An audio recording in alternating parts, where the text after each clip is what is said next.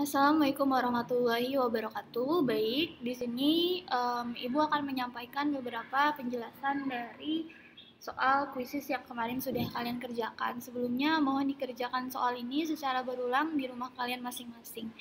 Untuk soal nomor 1, anak-anak jangan lupa baca dulu pertanyaannya.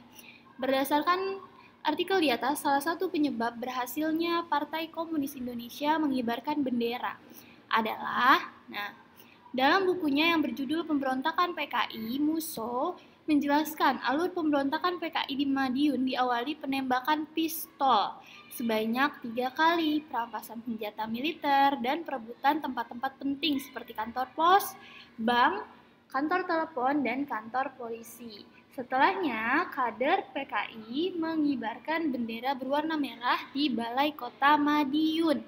Nah, kalau berdasarkan artikel, udah jelas anak-anak kata kuncinya kader PKI merampas senjata milik tentara Indonesia. Oleh sebab itulah mereka berhasil mengibarkan bendera karena mereka telah merampas senjata kita. Oke. Lalu nomor 2, bentuk keteladanan paling tepat yang dapat diterapkan saat ini adalah Mudanto dalam bukunya Naskah Sumber Arsip Jejak Pemilu menampilkan foto suasana pemilu pertama di Indonesia pada saat masa demokrasi liberal. Nampak masyarakat mengantri menunggu antrian mencoblos. Nah, jadi kata kuncinya itu adalah mengantri. Jadi jawabannya yang A. Karena itu yang paling positif. Lanjutnya nomor 3. Penyebab Presiden Soekarno berani memberlakukan kembali Undang-Undang Dasar tahun 1945. Kalau dari artikel, karena apa nih? Kenapa bisa Presiden Soekarno berhasil bahkan berani balik lagi ke Undang-Undang Dasar? Tirto ID, Soekarno tak hanya didukung PNI, partai yang telah dibangun sejak mula tapi pernah mati itu. Tapi juga Soekarno didukung oleh Angkatan Darat dan kepala staf yang loyal kepadanya. Dengan mendapat dukungan penuh dari Angkatan Darat, maka diberlakukanlah kembali Undang-Undang Dasar. Nah, kata kuncinya itu ya.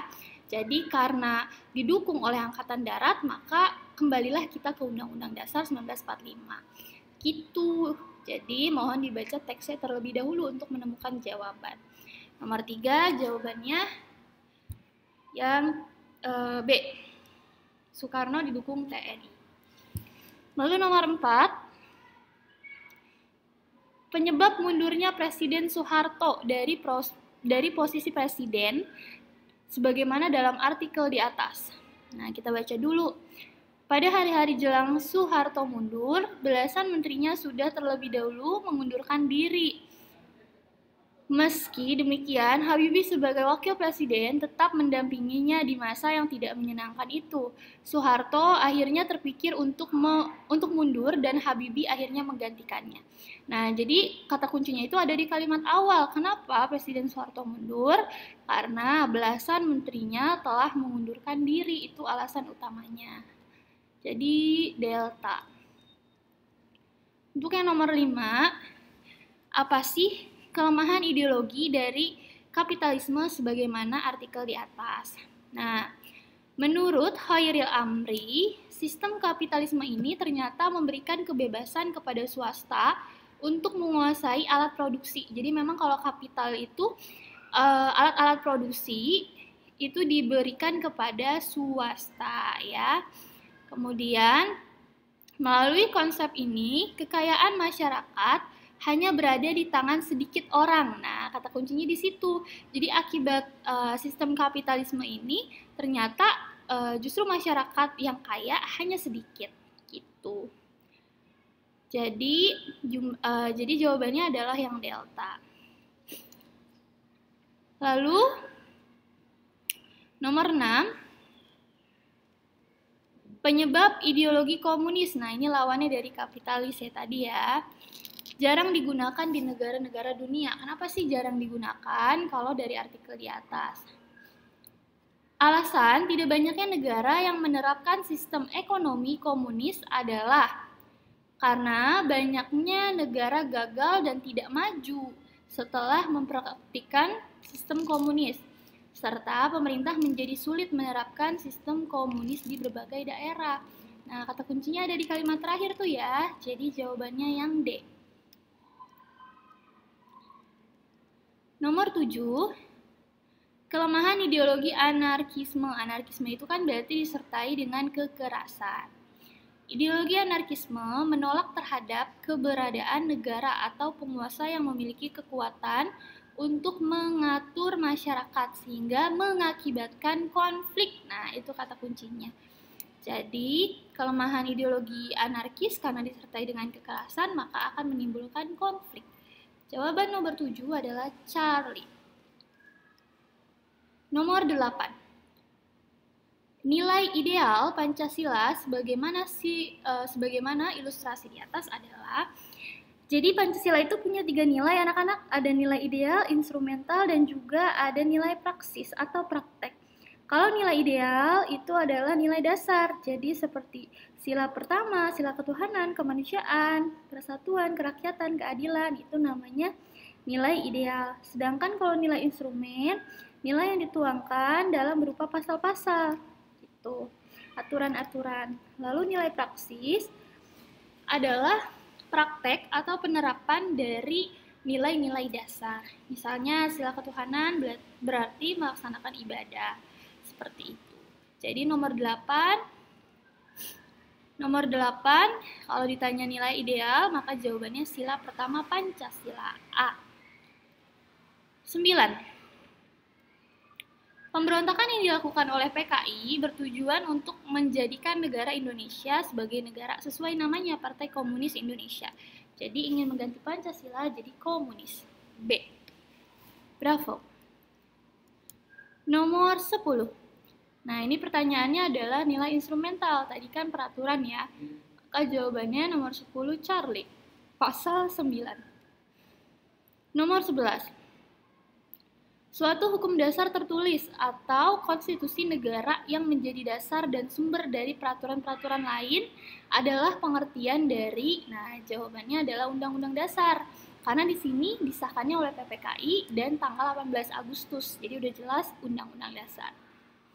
Nomor 12. Materi pokok dalam Undang-Undang Dasar sebagaimana teks berikut. Nah, setiap anak berhak atas kelangsungan hidup, tumbuh, berkembang, serta berhak atas perlindungan dan dari kekerasan dan diskriminasi. Nah, ini udah jelas hak asasi manusia ya. Lalu 13. Artikel di atas merupakan bentuk penerapan isi pembukaan Undang-Undang Dasar. Alinea yang pertama, karena apa? Kita baca. Saya tegaskan komitmen Indonesia untuk terus mendukung perjuangan kemerdekaan Palestina, kata Jokowi dalam keterangan pers sesuai pertemuan bilateral antara Indonesia dengan Palestina. Nah, jadi kalau dari artikel ini kata kuncinya ada di kalimat awal, di mana Indonesia mendukung kemerdekaan negara Palestina. Charlie. 14. Kedudukan Undang-Undang Dasar adalah sebagai, jawabannya hukum dasar. 15.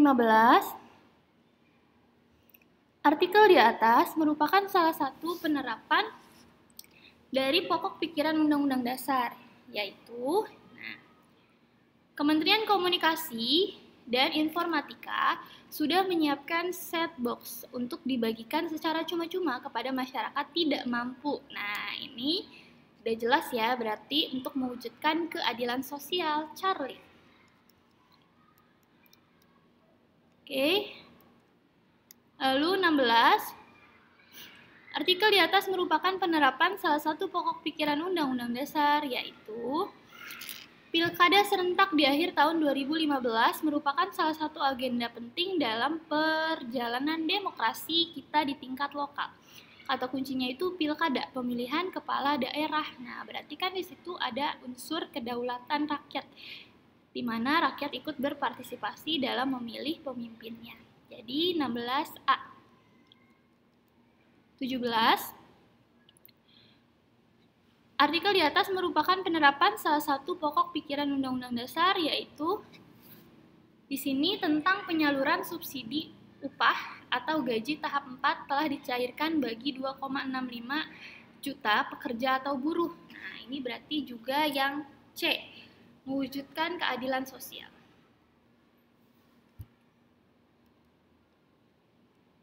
18. Komisi 8 DPR RI bersama BNP menyerahkan bantuan masker, hand sanitizer, dan sabun cuci tangan. Tindakan Komisi 8 DPR RI bersama BNPD di atas merupakan bentuk pelaksanaan kedaulatan. Jawabannya adalah ke dalam. Karena di sini kan untuk masyarakat Majalengka, berarti kan urusan dalam negeri. 19. Bacalah pernyataan berikut. Berdasarkan pernyataan di atas yang merupakan ciri-ciri dari sifat kedaulatan, yaitu 1. Kedaulatan negara akan tetap ada selama negaranya memang berdiri. Bila negara bubar, maka kedaulatan akan hilang. Nah, ini udah jelas permanen ya.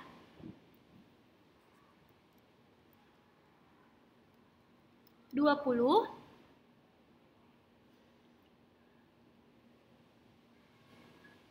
Pernyataan di atas merupakan ciri-ciri dari sifat kedaulatan.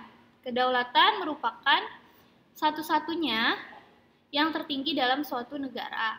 Kedaulatan tidak dapat dibagi-bagi. Nah, maka jawabannya adalah bulat atau utuh. 21. Kedaulatan berasal dari Tuhan. Nah, dari sini udah jelas kedaulatan Tuhan, Charlie. 22. Bentuk pelaksanaan prinsip ketuhanan sebagaimana artikel di atas adalah guna menciptakan suasana yang aman dan nyaman. Berbagai cara telah dilakukan oleh Polresta Cirebon, tidak terkecuali polisi wanita yang diterjunkan dalam menjaga agar pelaksanaan ibadah umat muslim tersebut berjalan aman dan tertib. Nah, jadi jawabannya di sini prinsip yang digunakan adalah menggunakan kekuasaan untuk melindungi umat beragama, karena di sini ada kekuasaan dari polisi wanita atau polwan. Cari jadi ya. Lalu 23. Pernyataan di atas merupakan tugas dan wewenang dari lembaga apa? 1. Meminta keterangan kepada berbagai pihak berkaitan dengan keuangan. Nah, keuangan itu lembaga eksaminatif dan lembaga eksaminatif adalah BPK ya. Jadi jawabannya Charlie. 24. Artikel di atas merupakan bentuk penerapan prinsip Presiden Joko Widodo resmi melantik 2 figur menteri dan 3 figur wakil menteri Kabinet Indonesia Maju untuk sisa masa jabatan periode tahun 2019 sampai 2024. Acara pelantikan tersebut berlangsung di Istana. Nah, artikel di atas merupakan bentuk penerapan prinsip. Nah, karena di sini Presiden Jokowi melantik menteri, maka jawabannya adalah sistem pemerintahan presidensial. 25.